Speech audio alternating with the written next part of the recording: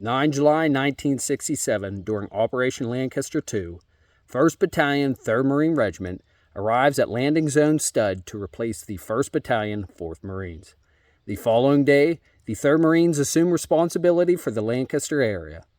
On 11 July, Task Force Hotel takes control of 1-3 Marines at LZ Stud, and they are transported by helicopter to Hill 715 to the west, which is the suspected base area of the People's Army of Vietnam's 8th Battalion, 29th Regiment.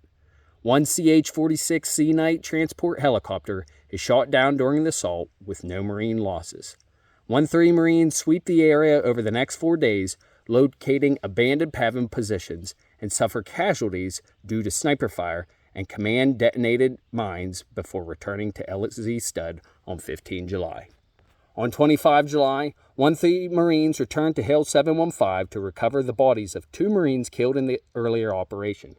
They are met by heavy PAVN fire, mines, and booby-traps, but were unable to close with any enemy forces. After recovering the 2 KIA Marines and destroying PAVN supplies, the 1-3 Marines returned to LZ Stud on 4 August. Also on 25 July, Battalion Landing Team 2-4 Marines land via helicopter on Hill 679, 7.5 miles west of LZ Stud, to patrol the area to the north.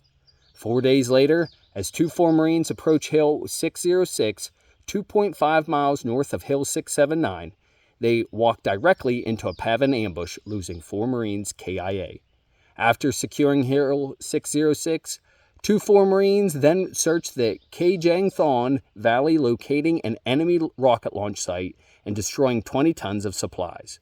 On 6 August, 2-4 Marines are extracted and returned to LZ Stud, now renamed Vandegrift Combat Base.